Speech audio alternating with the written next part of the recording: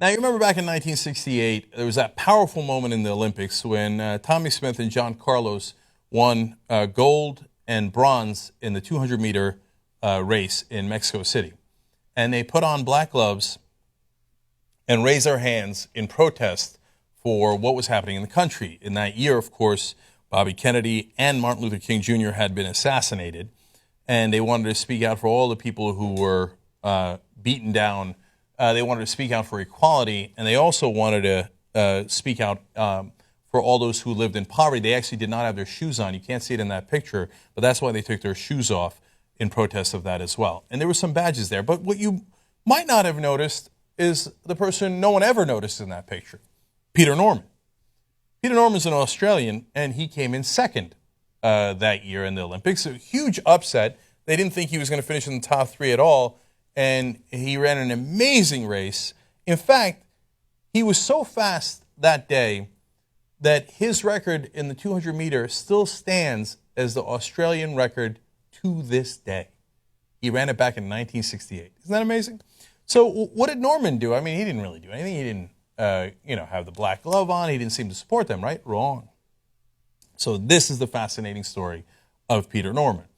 It turns out he's the one that gave them the gloves in the first place. And they said, well, we only have one pair. He's like, why don't both of you wear them, just wear one apiece? Okay, so they're like, well, do you want to participate in this? He's like, absolutely. What can I do? Well, there was this patch that they used to have back then called the Olympic Project for Human Rights. And what that stood for is being on the side for equality no matter where you are. And he wore that badge. He didn't have that badge, but an Olympic rower from the U.S. team, when he found out that a white Australian was going to participate in this protest, he couldn't believe it. And he's like, that's fantastic. Now, why couldn't he believe it? And he gave him, the American rower gave Norman the badge to wear that night, and he did wear it along with Carlos and Smith. Why is it so amazing? Well, you might not know this or remember it, but back then Australia had apartheid, like South Africa did. And in a lot of ways, that apartheid was quite vicious. It had heavy restrictions on non-white immigration, discriminatory laws against Aboriginal people in Australia, and even forced adoptions of native children to white families. And basically, by wearing that badge and being on that podium, they thought that he was collaborating with Carlos and Smith. And Carlos and Smith describe it this way. When they talked to Norman about it, Carlos said, I expected to see fear in Norman's eyes, but instead we saw love. Now, in Australia, there were consequences. 4 years later, at the 1972 Summer Olympics that took place in Munich, Germany, Norman wasn't part of the Australian sprinters team, despite having run qualifying times for the 200 meters 13 times and the 100 meters 5 times. So, just to be clear on that, he made it onto the team, fair and square, 13 different times for the 200 and 5 times for the 100. They said, yeah, that's true, but you stood with those black guys, so you're not allowed on the team.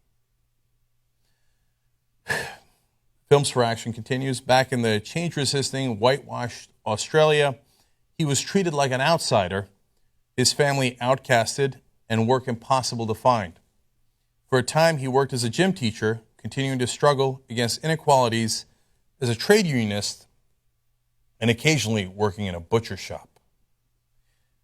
John Carlos continued to say, if we were getting beat up, and they were, there was a lot of consequences for Carlos and Smith when they came back.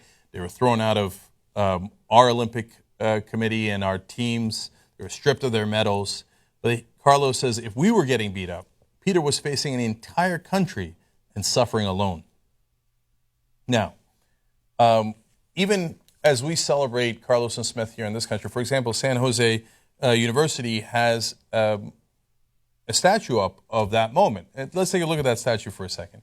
And this is not unusual. I don't mean to pick on them. But Norman's completely left out of the statue. He's not even there. Nobody ever talks about him, right? Well, turns out that Norman could have saved himself, and here's a further explanation of that. Remember, his life is ruined. They won't let him go back into the Olympics. They won't let him do anything related to the Olympics. Has to work in a butcher shop. There's one way out. For years, Norman had only one chance to save himself, He was invited to condemn his co-athletes, John Carlos and Tommy Smith's gesture, in exchange for a pardon from the system that ostracized him, a pardon that would have allowed him to find a stable job through the Australian Olympic Committee and be part of the organization of the 2000 Sydney Olympic Games. Norman never gave in and never condemned the choice of the two Americans. That's the 2000 Sydney Olympic Games.